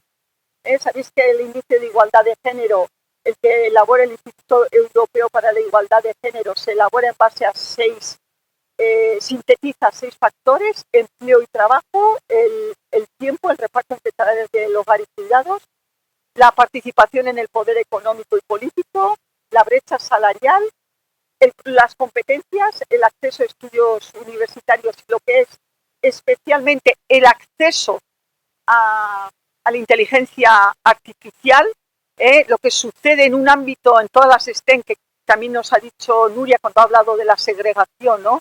Es que las mujeres no estamos, las niñas, las jóvenes no estudian. Hay una segregación en el estudio de carreras tecnológicas, con lo cual los algoritmos los realizan los hombres, que aparece el género masculino por defecto, y la anomalía es el género femenino, ¿no? Y las consecuencias están ahí, ya las empezamos a tener, ¿no? Aunque la inteligencia artificial está en sus inicios, pero desde luego no hay ningún buscador que se llame Antonio, Juan, José, pero tenemos a Alexia, ¿cómo se llama? Alexia, Siri, ¿no? Muy emparejados, ¿no? con el estereotipo de género de cuidadoras y personas que buscan servicios, ¿no? Esto nos pasa en la transición digital y con el tecnoestrés. El tecnoestrés, la transición digital, el paso, este paso abrupto que ha favorecido la pandemia de pasar a las tareas presenciales a las tareas en remoto, ha procurado consecuencias distintas para mujeres y para hombres. Primero, ha sido una gran oportunidad porque ha permitido que muchas personas pudiesen seguir trabajando, personas que en otras circunstancias no hubiesen podido trabajar, y a muchos y a muchas nos ha sucedido. Por lo tanto, ha sido una gran oportunidad. Esto en primer lugar, porque las personas que han manifestado, los estudios muestran que las personas que han estado más abrumadas en términos de salud mental no han sido las personas con teletrabajo, sino las personas que no tenían un trabajo remunerado. Luego, el poder trabajar ya ha sido una gran oportunidad, pero a la vez ha supuesto también algunos riesgos, ¿no? Tenemos el tecnoestrés, la irritabilidad, la carga emocional y todos estos aspectos que hemos comentado. Así como durante la pandemia estas situaciones han sido improvisadas, ahora tenemos la oportunidad de aprovechar de estas experiencias y planificar. Es decir, la transición digital es un hecho, la inteligencia artificial es un hecho, el teletrabajo es un hecho, parcial, tal y como se está modulando ahora probablemente, pero hay que planificar. Tenemos que planificar y tenemos que prevenir que tenga consecuencias que sean disfuncionales para todas las personas en el trabajo y en especial a las mujeres o cualquier otro colectivo que sea un eslabón más vulnerable. Esto es lo que vamos a trabajar, los indicadores que hemos detectado en este sentido para el teletrabajo. Como os decía, voy a hablar un momentito, antes de pasar al descanso, voy a hablar brevemente sobre qué vamos a hacer. Os he comentado que en una primera fase del proyecto hemos detectado buenas prácticas. Por ejemplo, la necesidad de tener datos desagregados. No voy a comentar más porque todas mis compañeras lo han comentado con anterioridad. La reducción de la brecha digital, especialmente en las mujeres. Y si hemos detectado que hay buenas prácticas para la reducción de la brecha digital, esta es la descripción que hacemos de esta buena práctica. Es decir, tenéis ahí el programa, no leo correctamente los indicadores, pero eso es lo que vamos a trabajar. Quiero deciros que en los grupos de discusión, en todos los grupos de discusión, ojo, en Málaga trabajamos el tema de salud mental el pasado día 8 y nos sucedió esto y por eso quería prevenir aquí.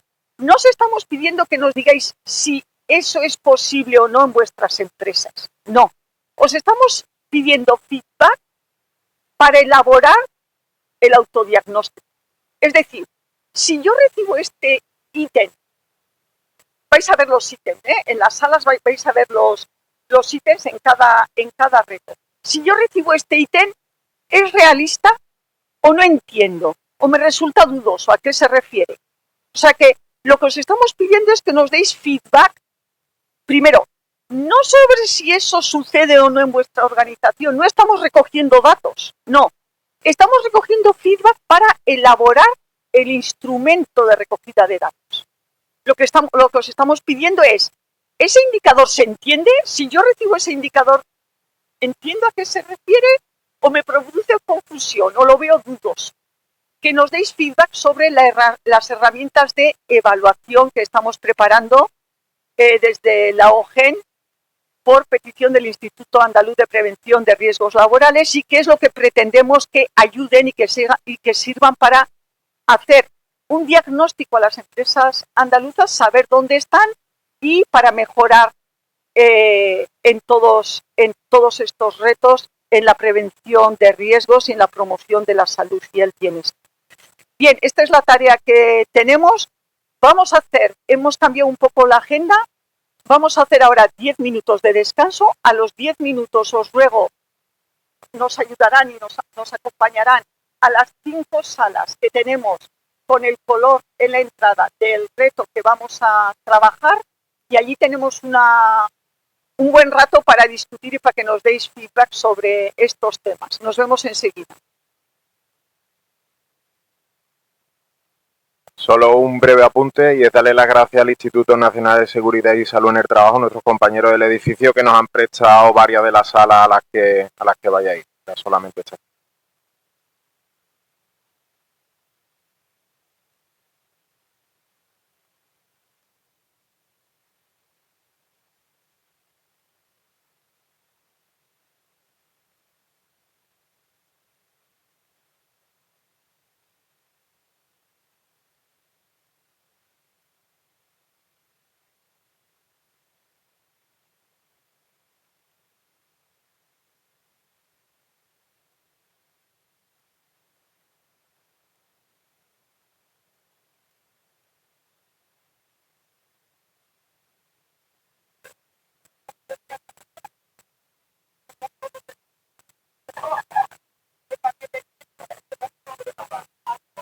Hola, para los participantes online vamos a hacer ahora un descanso de 15 minutos. En 15 minutos pasaremos a nuestra plataforma de Blackboard y allí haremos la actividad también de evaluación del instrumento que os ha comentado Lourdes, centrándonos en evaluar los sitios del instrumento. Mi compañero Santiago Renedo y yo estaremos atentos con la plataforma. Ahora nuestro Juan Luis os va a poner un enlace con un QR para los que no tenéis el enlace que se os ha mandado online al Blackboard. Él os va a poner ahora mismo una diapositiva con el enlace en QR y a través también del chat de YouTube se os va a poner también este enlace. En 15 minutos nos vemos en la plataforma de Blackboard. Gracias.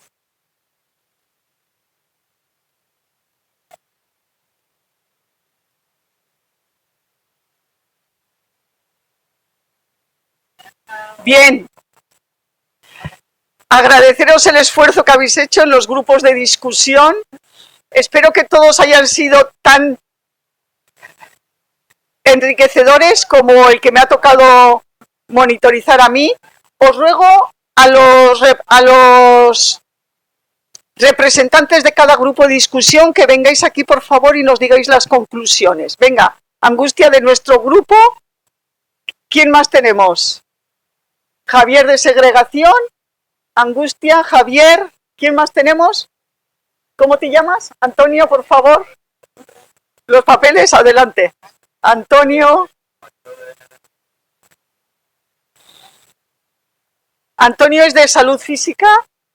¿Cómo te llamas? Trini. ¿Y eres de retorno al trabajo por tu carpeta? Sí, ahí mismo. Y nos falta...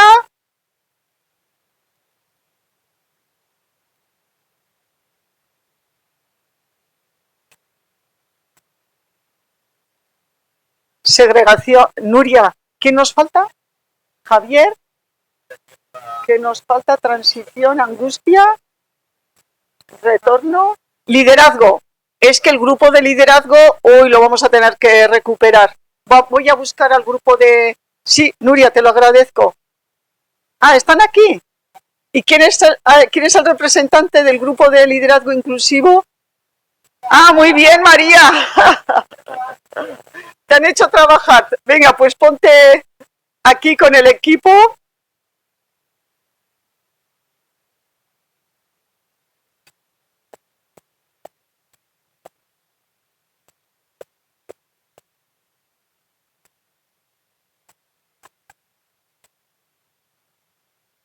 Bien. Si no os importa, me dice María que se tiene que ir y ya que le agradecemos enormemente que haya estado aquí acompañándonos hasta ahora, si os parece, empezamos por el reto de retorno al trabajo. María, cuando quieras. Ah, liderazgo. Sí, me equivoco de carpeta. Liderazgo. Yo he dicho antes que venía para la tercera jornada dentro de lo de la mujer y he cogido la carpeta morada. Y bueno, pues liderazgo inclusivo. Y le di las gracias a mi grupo por haberme sentado de nuevo aquí. A ver, a nosotros, de los indicadores que nos ha planteado Rocío, bueno, darle las gracias a Rocío, que no la veo por ahí, pero bueno, nos ha encantado. Ha sido un grupo estupendo y lo ha llevado estupendamente. De todos los indicadores que nos ha dado Rocío de liderazgo inclusivo, la mayoría nos parecen realistas. ¿vale? Solo ha habido dos que no nos parecían tan realistas. Entonces, de los dos que tenemos dudosos, lo tenemos dudoso. El de, a ver, que los he apuntado por aquí. El de los sesgos nos ha parecido más dudoso, y el otro que nos ha parecido dudoso es el de la flexibilidad y gestión emocional, ¿vale? Nos ha parecido más dudoso. Esos son los dos. Pero nos ha parecido más dudoso desde el punto de vista de cómo evaluarlo. De que quizás es difícil cuantificar un indicador que permita darnos una visión de la realidad de eso, ¿vale? A todos los indicadores que hemos visto, para el tema de los descriptores, siempre le hemos dicho a Rocío que en todos nos parecería muy oportuno que hubiera ejemplos. Igual que hay ejemplos, por ejemplo, en el indicador nuestro, en el de compromiso con la diversidad y la inclusión, que, por ejemplo, dentro del descriptor dice: se promueve la igualdad de oportunidades en los procesos de gestión de personal. Por ejemplo, en un proceso de selección, un proceso de promoción, de evaluación. Pues en todos nos parece que estaría bien incluir ejemplos de cómo se puede medir, ¿vale? Después, respecto al lenguaje, en cada uno de los indicadores creo que siempre nos ha faltado que el lenguaje tiene que ser más accesible, más simple, menos complejo, y aparte después, uno de los últimos datos que ha apuntado uno de los compañeros es que tenemos que tener en cuenta que esto después llega a muchísimas empresas en las que en muchos sectores hay muchas personas que son extranjeras, es que no conocen ni la lengua castellana. Entonces hay que bajar un poco la dificultad en la lectura de tanto de los indicadores como de los descriptores. Y después, cambiar el orden, en nuestro caso, cambiar el orden de los indicadores, porque entendemos que si existe sentido de la pertenencia y existe un buen clima inclusivo, va a existir un compromiso, o existe ya un compromiso por parte de la empresa en la diversidad y en la inclusión. Y eso además va a permitir que cada persona se pueda sentir única y generará una mayor competitividad en la empresa. Entonces ya todos se lo hemos puesto un poquito así a Rocío y hemos entendido que todo, y que cerramos. Ya te veo, en ese orden, ¿no? En ese orden que tenéis sí, aquí, cambiar los indicadores. El orden exactamente de los indicadores, porque entendemos que van un poco como correlativos y que cerramos el círculo así, si le cambiamos el orden. Y un poco ese ha sido el resumen, ¿no? De todo lo que hemos visto. Pero muy bien. Muchas gracias. Muchísimas gracias, María, por acompañarnos esta mañana. No sé cómo puedes estar en todo, pero muchas gracias. Y gracias a este grupo por todo ese feedback que nos habéis dado sobre el liderazgo inclusivo. Vamos a continuar en el orden que hemos visto esta mañana. Vamos a empezar con segregación y le doy la palabra a Javier. Bueno, nuestro grupo, la verdad es que ha habido una discusión bastante productiva. Me han elegido a mí, 9 mujeres. Ya empezamos más la segregación vertical, ¿de acuerdo? Eso hay que decirlo. El techo de cristal así no avanzamos. Bueno, Está en general, muy bien, Javier, que haya hombres promoviendo la perspectiva de género. Ya. Bueno, en principio nos han parecido tanto los indicadores como los descriptores claros. Lo que sí ha habido un debate grande en referencia sobre todo a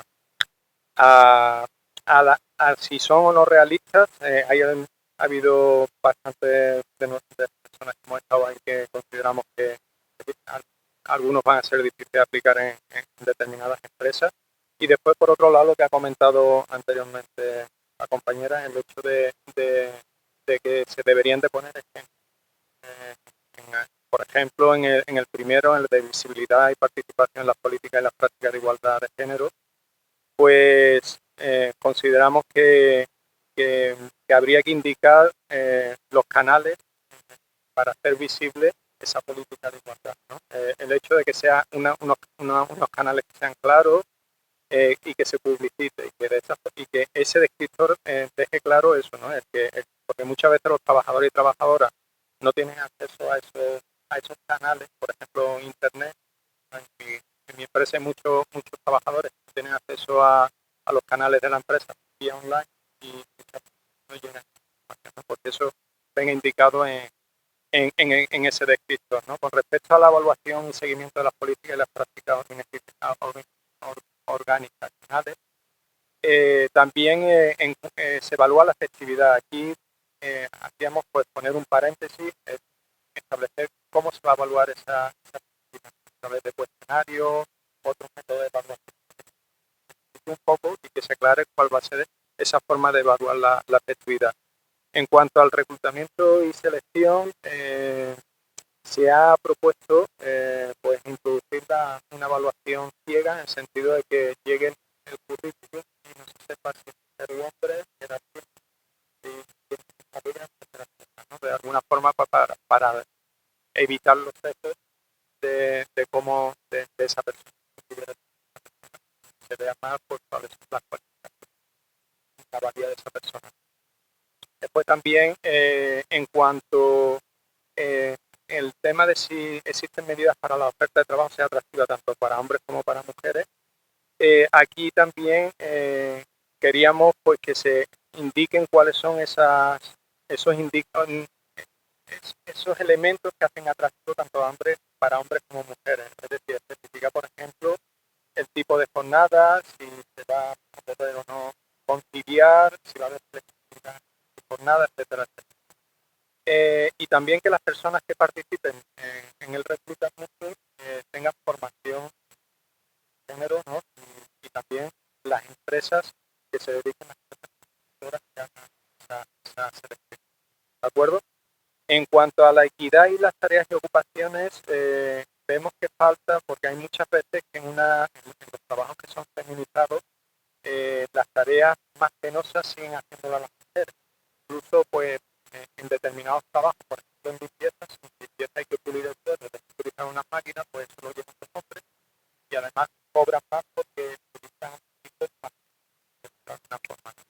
El tema del comedor, los ayudantes de cocina, pues hay ayudantes de cocina, el ayudante de cocina si es hombre, está cortando, y la mujer es la que hace la limpieza de utensilios, y entonces todo esto creemos nosotros que habría que haber un descriptor que establezca también esa diferenciación, si existe esa diferenciación dentro del puesto por las tareas. ¿De acuerdo? En el acceso a puestos de responsabilidad, aquí se ha indicado que habría que indicar, o que se especifique también, que se pongan ejemplos de que sean los órganos, que serían los puestos de responsabilidad, etcétera, al hacer las preguntas. En el sistema de remuneración y estructura salarial, también aquí indicando un poco también el hecho de que hay tareas, hay puestos donde las tareas más penosas, más fáciles, son realizadas por mujeres y tradicionalmente como puesto de trabajo, pues también el ser capaz de valorar si esas personas también, ¿no? Las restricciones, en las restricciones variables incluir si el mismo valor del empleo, ¿de acuerdo? En cuanto al aprendizaje y la capacitación, pues que se incluya dentro del descriptor las categorías profesionales, porque muchas veces la formación llega a los puestos de cualificación y no llegan a los puestos de menos cualificación. Y en el desarrollo de la carrera, pues también aclarar cuáles son los indicadores de género, ¿no? Existen indicadores de género que permiten identificar la presencia, indicadores de género a los que después habíamos incluido, pues porque estamos aquí en el ámbito de la seguridad de salud, pues que dentro de la segregación haya un nuevo indicador que sea que pues que se pregunte sobre si las situaciones de riesgo, plan de prevención, estudios de accidentes, el tema de la distancia, se tiene en cuenta también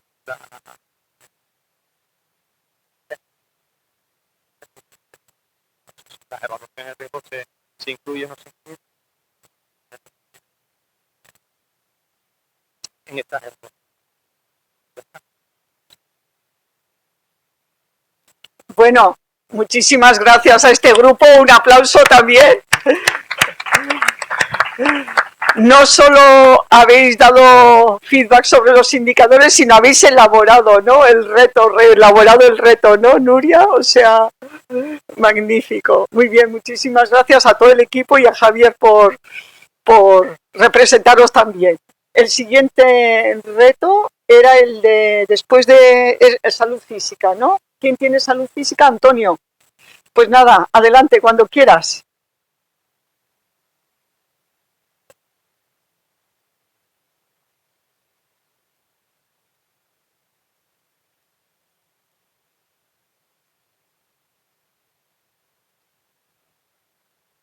Ahora, ¿me escuchas? Bueno, decía que como Javier me han elegido también. No, de inicio no era mi intención estar aquí sentado, pero bueno, me alegro, ¿no? Porque está escrito, la verdad, que es bastante interesante. Al final, lo que ha dicho Javier, nosotros no hemos, en el último punto de Javier, nos hemos centrado más en lo que es la evaluación de riesgos en el puesto de trabajo, ¿no? Como grupo de técnicos en prevención que estábamos. Bueno, todos coincidimos que la amplia mayoría de los puntos, por ejemplo, segregación y salud, ¿no? Que esa diferenciación en las evaluaciones entre hombre y mujer no suele ser realista, ¿no? Hoy día. Tampoco en esa relación que hay entre la mujer, hogar, trabajo, tampoco, ¿no? En ese estado de salud, en ese punto. Sí coincidimos que en las evaluaciones de riesgos y en la mayoría de las empresas el tema de riesgos biológicos, químicos relacionados con embarazos está bastante más controlado. En este sentido se hace mucho hincapié también como personal especialmente sensible y no suele ser realista tampoco, principalmente a nivel de problemas o riesgos musculoesqueléticos, que sí es verdad que la mayoría de las veces pues, se centra una evaluación de riesgos en la tarea en sí, en el puesto de trabajo en sí, en los riesgos determinados de esa tarea, pero no se valora, no se llega más. Y en ese sentido, por ejemplo, yo creo que el más característico es el músculo esquelético, que da por la antropometría de la mujer, fisiológicamente hablando, es diferente al hombre y no es lo normal que nos centremos específicamente en si es hombre o mujer, ¿no? Ahí vimos un punto muy interesante que eran las formaciones. Yo creo que nos ha abierto la mente a todos los técnicos que estamos allí, que es verdad que muchas veces pues se da una formación en prevención de riesgos laborales, hablando del puesto de trabajo de riesgos, pero salvo a nivel musculoesquelético, hablando de manipulación manual de carga, y técnicas que más o menos sí hablan de recomendaciones, si eres hombre o mujer, la mayoría de las veces nos centramos en general en su puesto de trabajo, bueno, los riesgos específicos del puesto, pero sin valorar que hay veces que a lo mejor pues una mujer puede rotar o tenemos que tener en cuenta transmitiendo eso, que una mujer puede rotar más veces debe más que un hombre más que una mujer, y eso sí deberíamos quizás fomentarlo en las evaluaciones, tanto en las evaluaciones de riesgo como en las formaciones, para poder ir inculcando todo esto, ¿no? Lo que sí coincidimos todos que al final tenemos datos por ahí, a veces estadísticas que podemos utilizar y sobre todo que nos tiene que ayudar a tener un cambio de mentalidad en este sentido para poder apoyarnos con las herramientas que tenemos, ¿no? Aunque haya algunas que no realmente a nivel normativa, ¿no? Que ha salido mucho a nivel normativa, pues hay muchas que no se especifica realmente hombre o mujer, pero sí que nos debe hacer cambiar de mentalidad, sobre todo en las evaluaciones.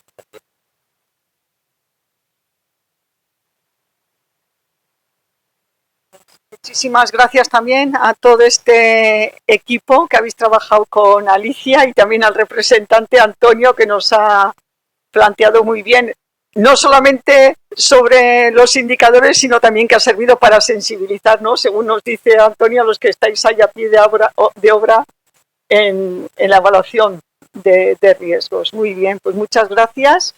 Pasamos al siguiente reto, que era el de retorno al trabajo, y tenemos a Trini como representante de este grupo.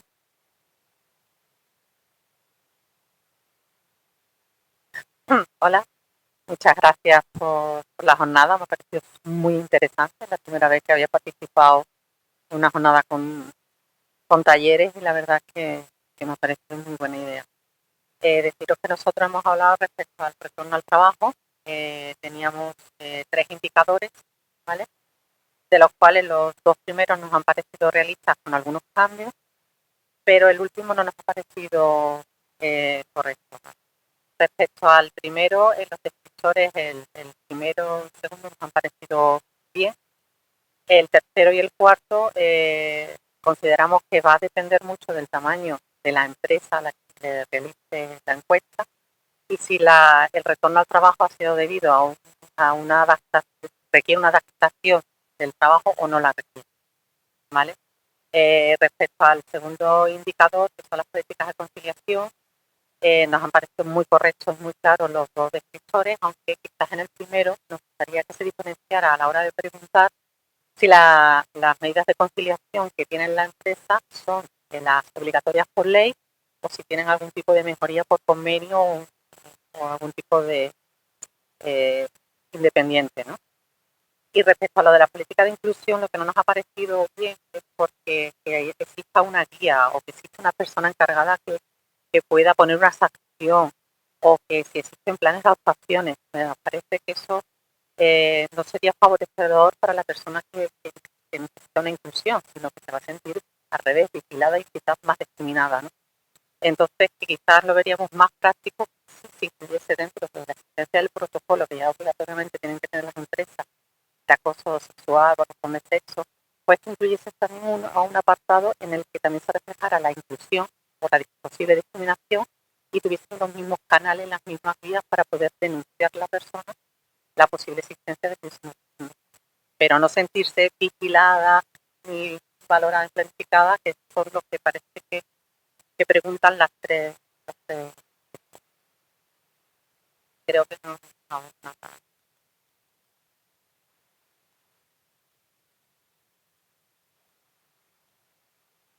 Con el de transición digital, que ha sido un grupo muy eficaz, doy fe, y tenemos...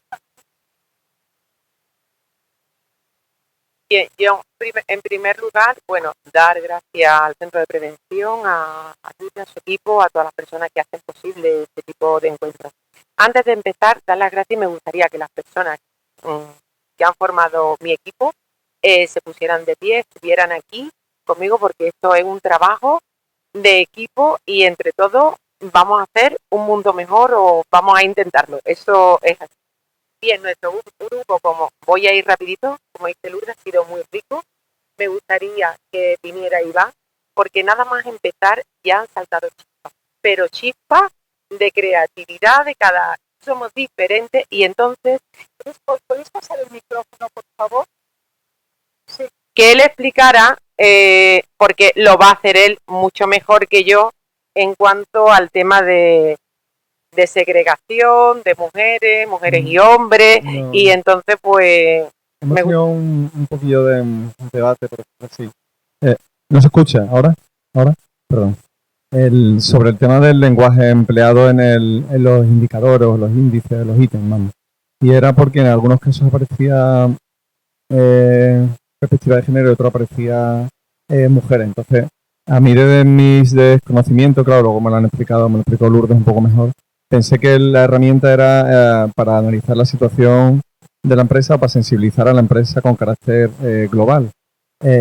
Y bueno, por lo visto no es así. Por lo visto han hecho un análisis y han visto los factores en los que la mujer se encuentra pues más perjudicada y se quiere sensibilizar a las mujeres en ese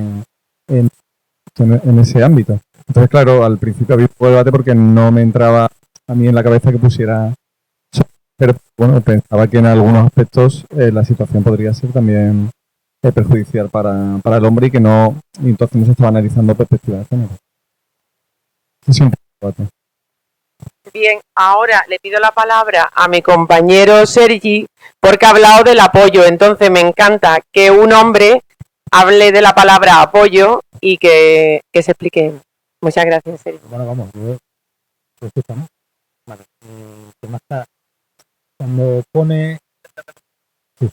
cuando pone que se apoya, la palabra apoyar está muy bien, es muy bonita, pero claro, hay que tomar medidas. Entonces, lo que hay que preguntar es qué medidas se han tomado, qué propuestas se han tomado, qué hechos, qué protocolos, hay procedimientos, o qué es lo que se ha hecho. No que si se apoya, porque el apoyo, al final todas las empresas van a decir que sí, que apoyan, pero que hay que ver en qué se define ese apoyo.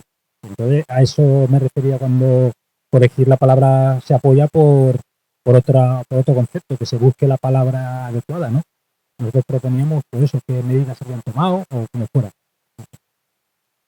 También me gustaría que comentara en relación al teletrabajo, cuando una mujer está en su casa, que realmente esa visión la has comentado tú, Sí, ha sí. salido de un hombre y me gustaría que lo comentara, si es posible, por favor. Así es. Luego, con el tema del teletrabajo, era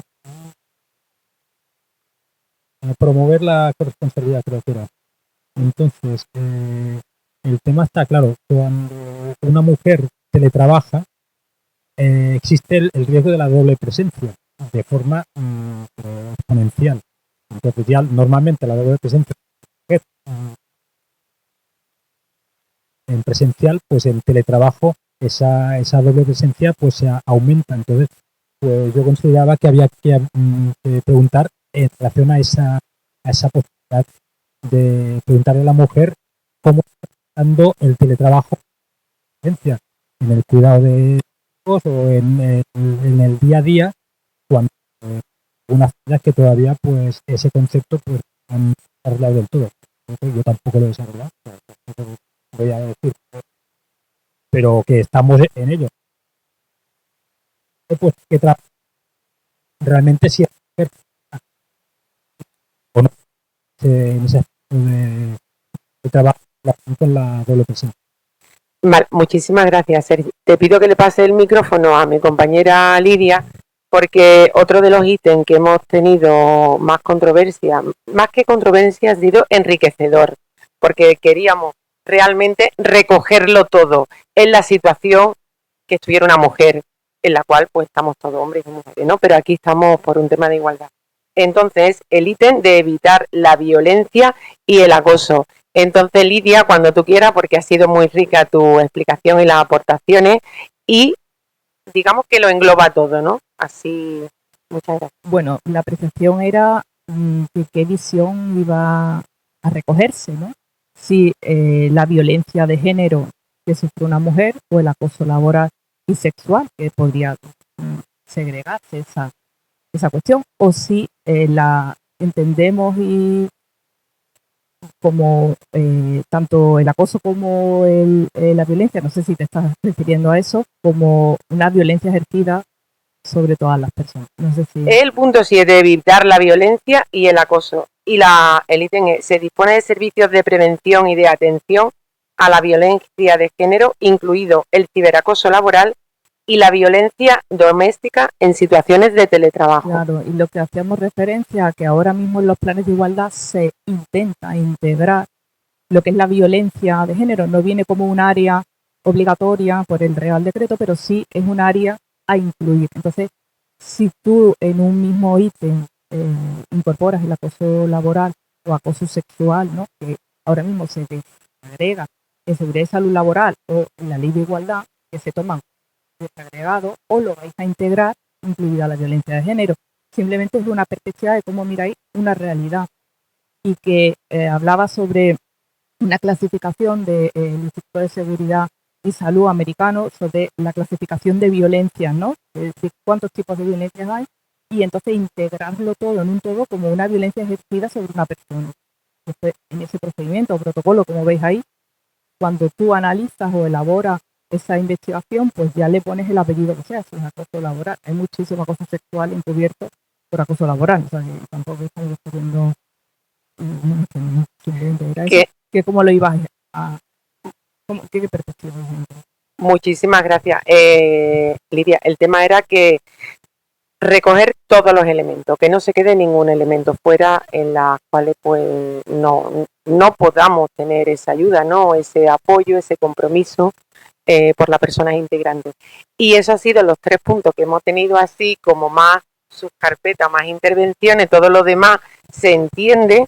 Y si no, pues aquí Lourdes, pues ya te paso la palabra a Lourdes por el tema de agenda y tiempo, así que muchas gracias.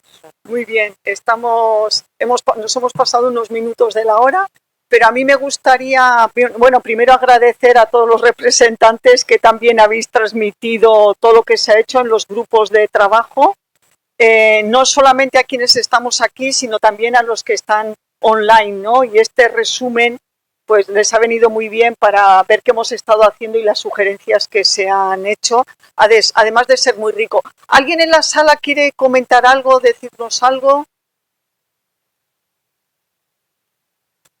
Muy bien, pues si os parece vamos a concluir. Agradecer primero vuestro feedback en todos estos temas, es fundamental para el Laboratorio Observatorio recibir este feedback. Necesitamos que colaboréis con el laboratorio individualmente o como empresas, instituciones. Por lo tanto, os mandaremos. Mabel, hemos quedado en que vais a mandar las presentaciones, haremos un resumen de las presentaciones para que podáis tenerlas. Y os agradeceríamos que contestéis, porque Mabel no me puede dar todos los correos por la confidencialidad, pero que nos contestéis. Y Mabel, si no te importa que nos transmitas. Sí.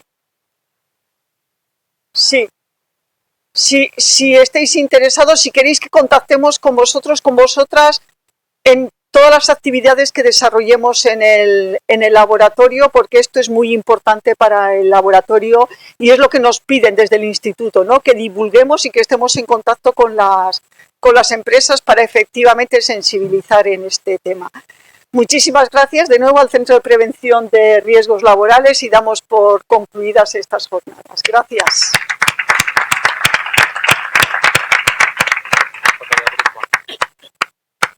Me dicen que tenemos aquí un buen equipo, que nos hagamos una foto de grupo, por favor, aquí delante, todos los que estamos.